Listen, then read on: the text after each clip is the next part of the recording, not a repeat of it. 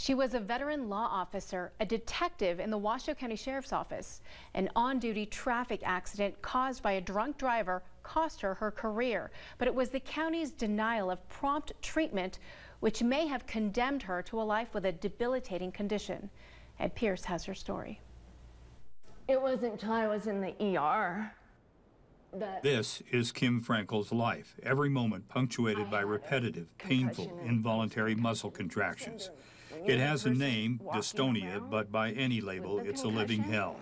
It was caused by injuries she suffered in June of 2020 when, on duty, her county car was rear-ended by a drunk driver. He was apprehended, despite her injuries, by Frankel herself, tried and convicted. His actions may have caused her injuries, but the county she was sworn to serve and the system created to protect and support her in case of injury have failed her.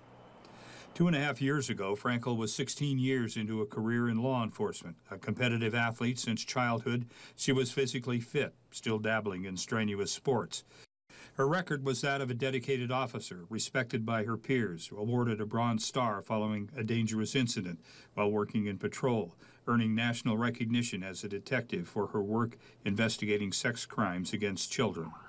She suffered whiplash and concussion in the accident, but soon returned to work on light duty. Then the more serious consequences of her injuries started. Her hands slowly turned claw-like, her arms, torso, and feet followed, but there were no answers. I was scared to death because I didn't know what was happening to me. Finally, 6 months after the accident, an appointment with a neurologist and a diagnosis. As I had not heard the word dystonia, I didn't even know how to spell it.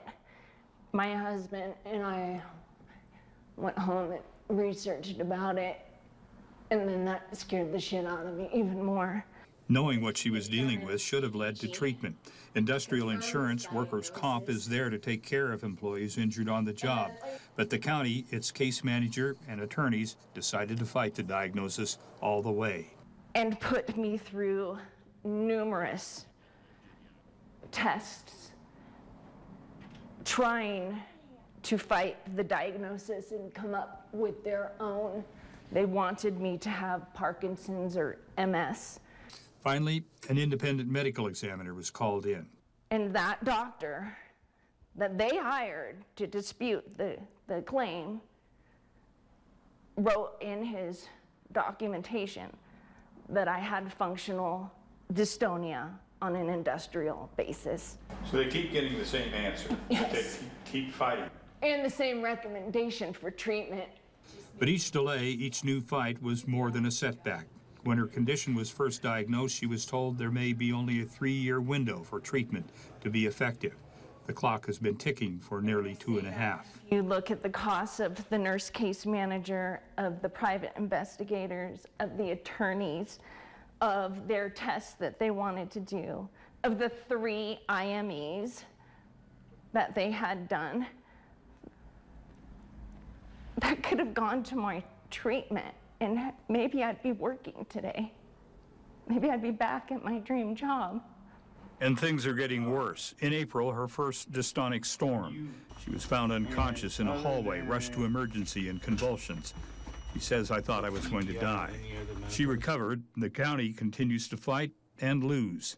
Life for Deputy Frankel remains the same. Why is this happening? We asked for an interview with the county controller or the Human Resources Department. That request was denied. Ongoing legal issues were cited. Kim Frankel isn't waiting around. The county can delay and stonewall because when the workers' comp system was privatized in 1995, the legislature removed its bad faith clause. Workers who believe their claims have been unjustly denied have no recourse. She's made it her mission to change that. I have already gone through the judicial process and prevailed through the Nevada Department of Administrative and the appeals office, and prevailed through district court.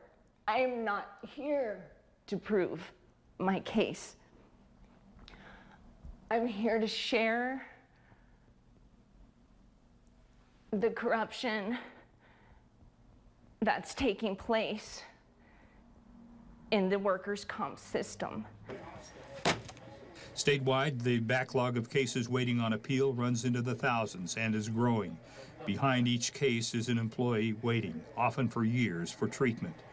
Not everyone, of course, took an oath to protect and serve as Kim Frankel did, but each expected a system meant to support them, in the worst of circumstances, to keep that promise. Do you feel betrayed by the county? The system? Betrayed isn't a strong enough word. Ed Pierce, KOLO 8 News Now. And you'll find links to more information about Kim Frankel and the problems with Nevada worker comp attached to this story on our website, kolotv.com.